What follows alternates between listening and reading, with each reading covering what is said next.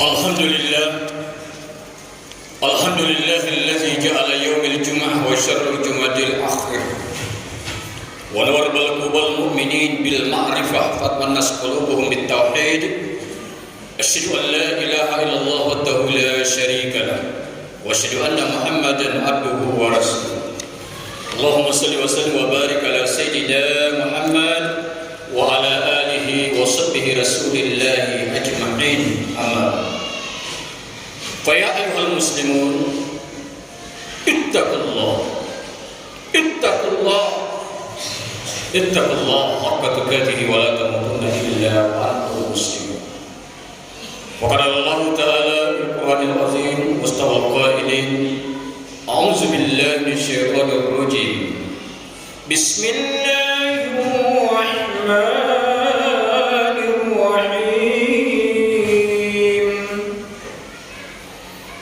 ووصينا الإنسان بوالديه حملته أمه وهنا على وهن وفصاله في عامين أن اشكر لي ولوالديك إلي المصير. صدق الله العظيم وصدق رسوله النبي الكريم ونحن على ذلك من الشاهدين والشاكرين walhamdulillahi rabbil alamin. Hadratul muhtaramin jamaah salat Jumat Masjid Darul Ikhlas yang insyaallah dimuliakan Allah Subhanahu wa taala. Bersyukur kita kepada Allah Subhanahu wa taala pada siang hari ini. Allah masih memberikan kita nafas. Allah masih memberikan kita kesehatan, kesempatan, terlebih lagi suatu hidayah iman dan Islam, sehingga kita dapat melangkahkan kaki, mengayunkan tangan untuk melaksanakan kewajiban Jumat kita di hari Jumat yang penuh barakah. Salawat dan terima salam kembali kita kirimkan kepada junjungan kita keribat baginda Rasulullah sallallahu alaihi wasallam. Biqaulina Allahumma shalli ala sayyidina Muhammad wa ala ali sayyidina Muhammad. Mudah-mudahan dengan seringnya kita berselawat, kita semakin cinta kepada Rasulullah dan mudah kita mengamalkan sunnahnya sebagai umat akhir zaman. Man hiya sunnati faqad habbani wa man habbani kana ila jannah.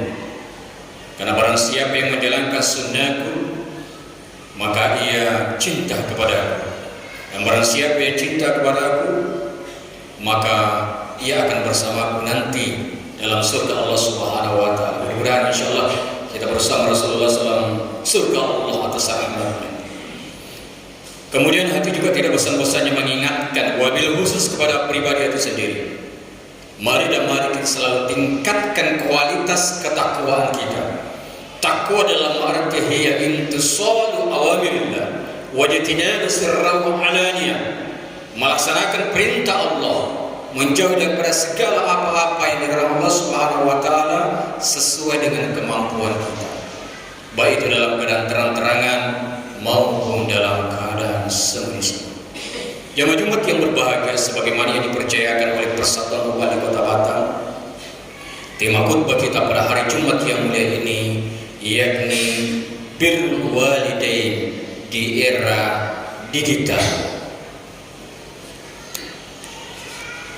Rasulullah sallallahu alaihi wasallam pernah menyampaikan di dalam hadis wakala alaihi salatu wassalam akrimu awladakum wahsinu adatakum.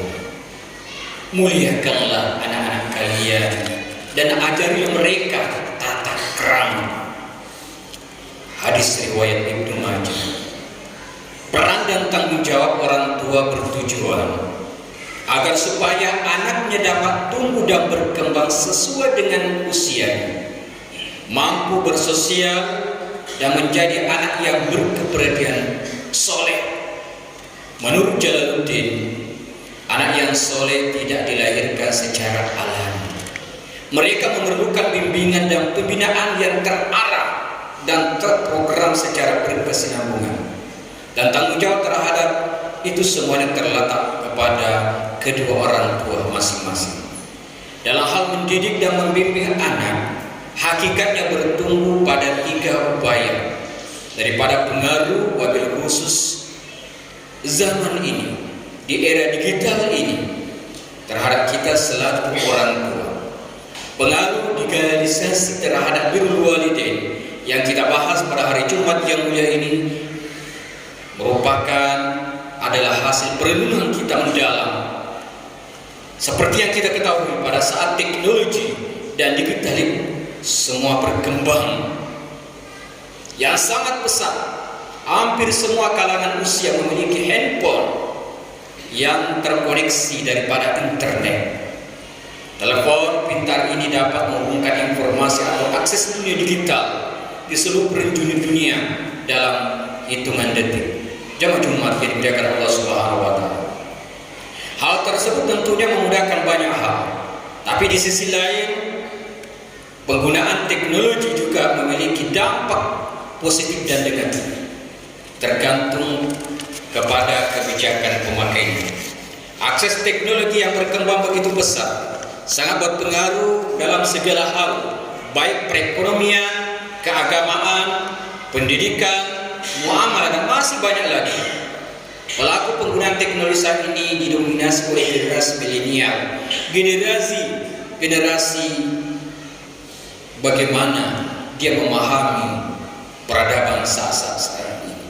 Dalam aktivitas sehari-hari tidak dapat dipungkiri, pasti kita menggunakan akses teknologi.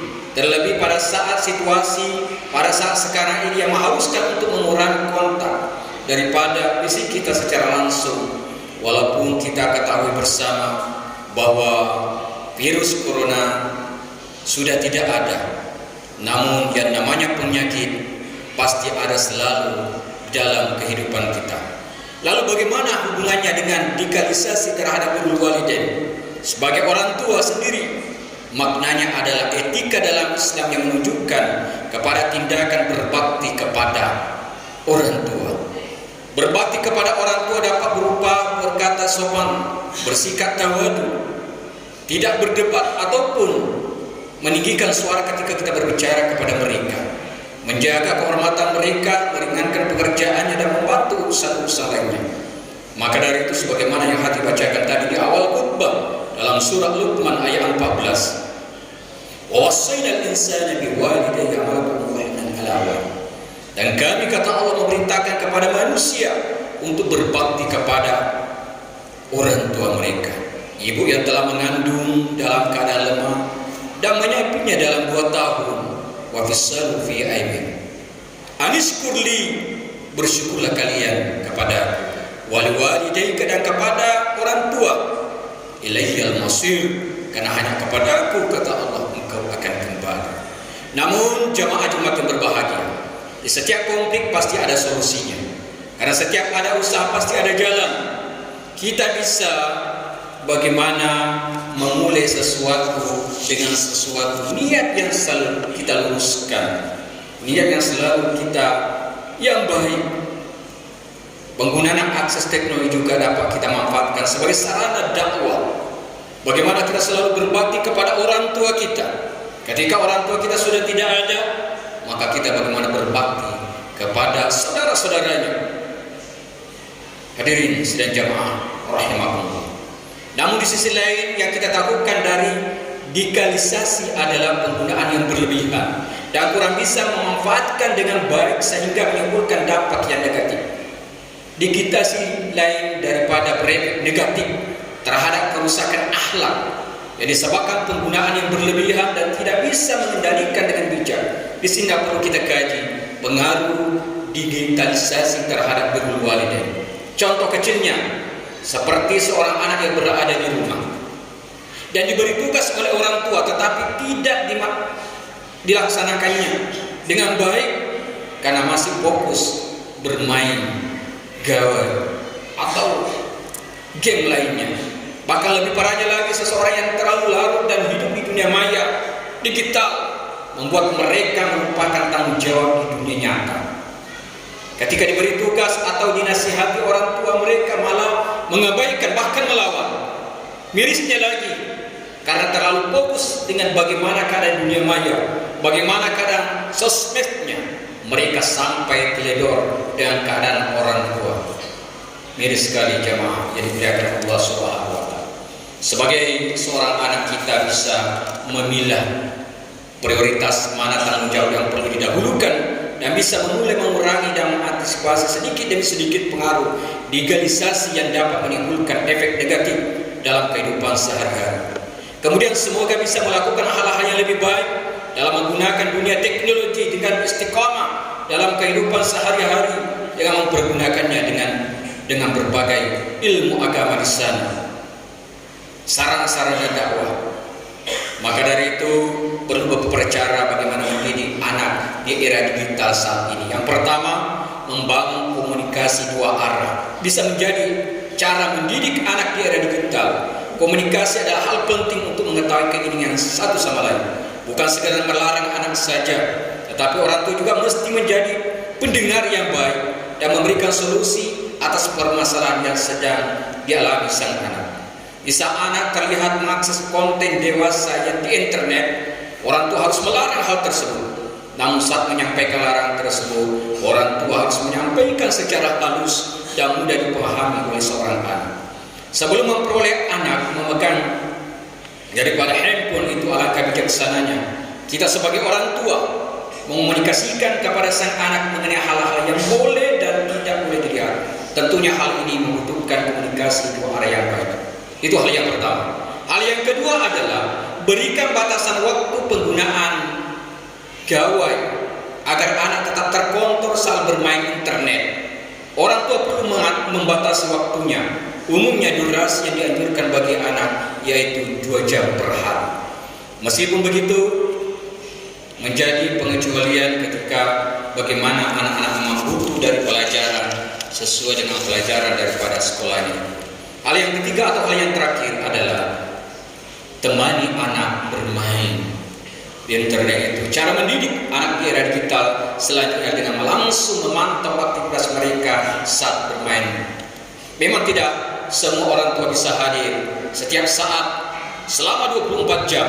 Akan tetapi setidaknya kita sebagai orang tua dapat meluangkan waktu untuk memperhatikan anak. Cara lain menemani anak bermain ini dengan memberikan edukasi langsung. Misalnya kita sebagai orang tua bisa mengajarkan anak menggambar, menghafal, bernyanyi lewat tayangan YouTuber itu. Mungkin demikianlah jemaah dimuliakan Allah Subhanahu wa taala. Mudah-mudahan daripada anak-anak kita di era digital ini kita bisa memberikan ajaran anak yang baik dengan sopan, ikhlas selalu, sehingga anak kita bisa mengantarkan kita daripada surga Allah Subhanahu wa taala. Mudah-mudahan dari khutbah Jumat yang singkat ini ada manfaatnya. Barakallahu lakum fil Qur'anil Karim wa nafa'ani wa iyyakum bima fihi minal ayati wasil hakim wa taqabbal minni wa minkum tilawatan as-sami'ul alim. Aqulu qawli hadza wa astaghfiruh innahu huwal ghafurur rahim.